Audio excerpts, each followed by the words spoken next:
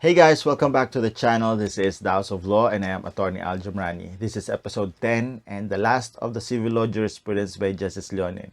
If you missed the 9th episode, you can watch it through the link above or the link in the description box below. Now, to watch all episodes, you can check the Civil Law Jurisprudence playlist. I will also put the link in the description box below. So in this episode, I will talk about 3 more Supreme Court decisions penned by Justice Marvick Leonen. The first case is about condition precedent and novation. The second case is about interest charges on credit card purchases. And the third case is about divisible and indivisible obligations. So let's begin.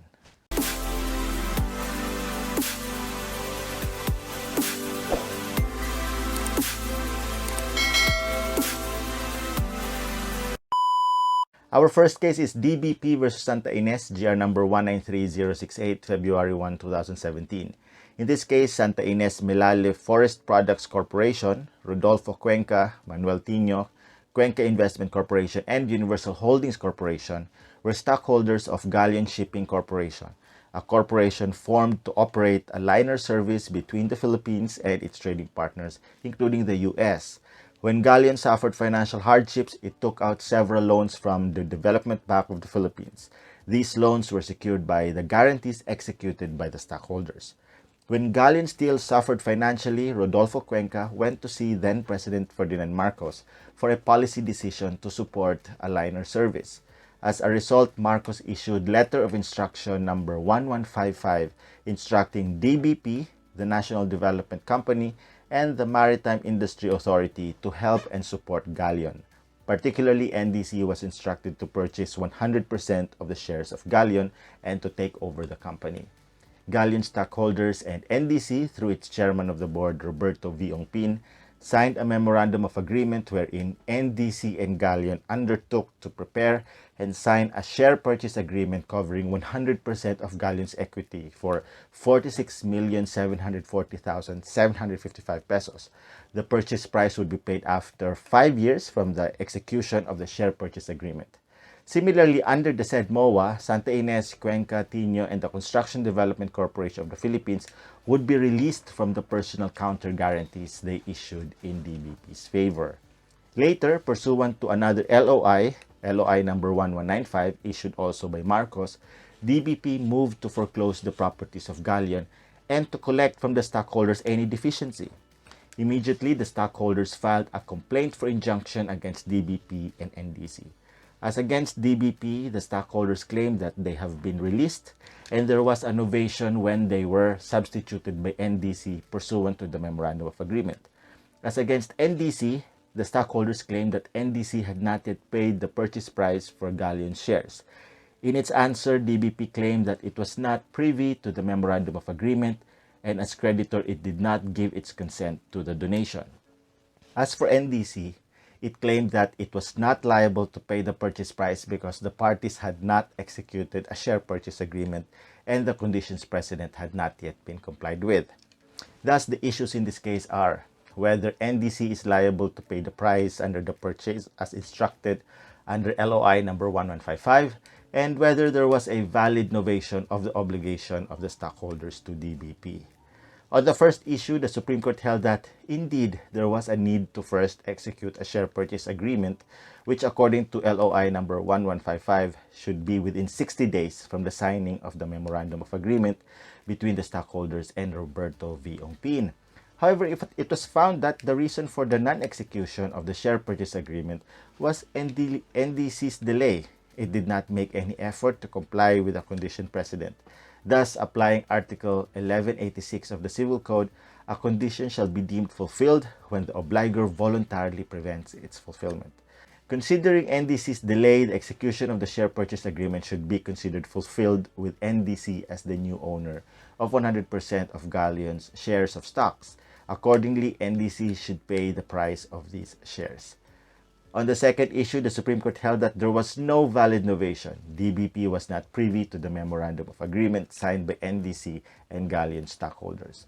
Novation as a mode of extinguishing an obligation by changing its objects or principal conditions, substituting the person of the debtor or subrogating a third person in the rights of the creditor, while novation, which consists in substituting a new debtor in the place of the original one, may be made even without the knowledge or against the will of the debtor, it must be with the consent of the creditor.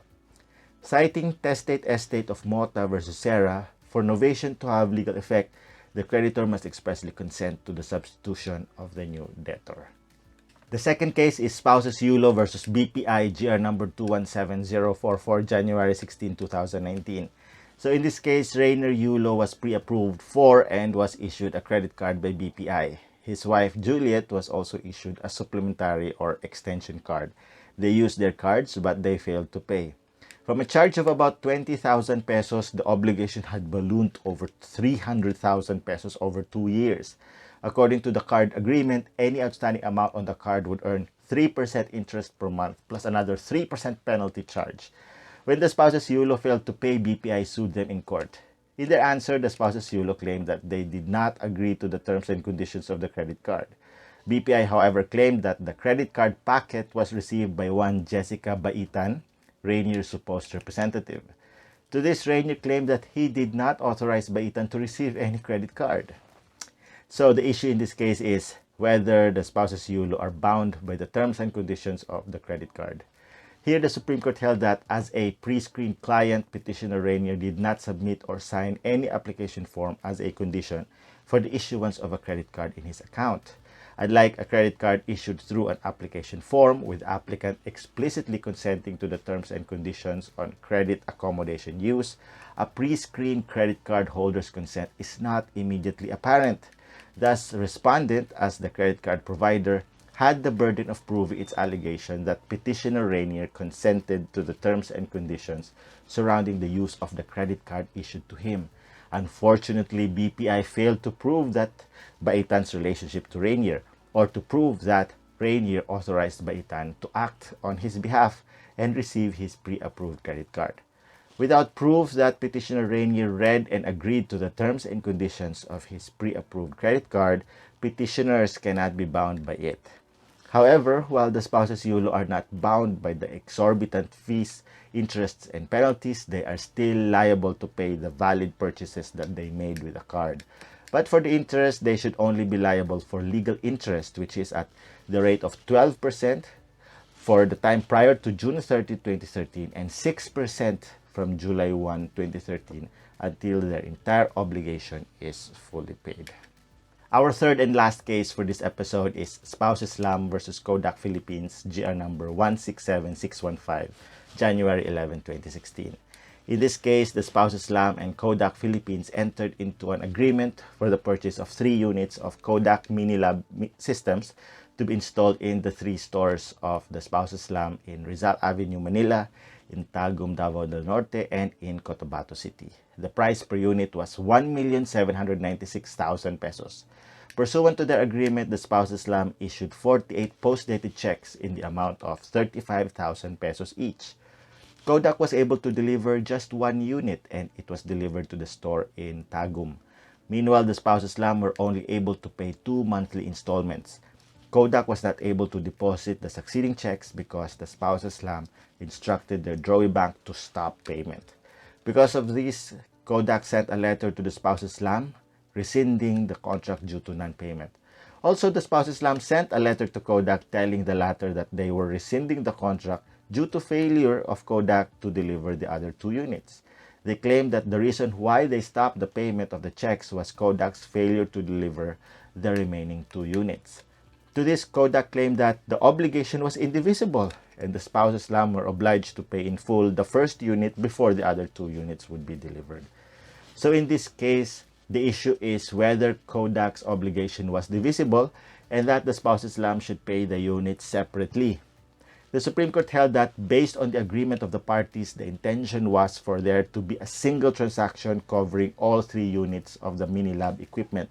Kodak's obligation was to deliver all products purchased under a package, and in turn, the Spouses Lam obligation was to pay for the total purchase price, payable, however, in installments. The Supreme Court cited Article 1225 of the Civil Code, emphasizing the last paragraph thereof. So what is Article 1225?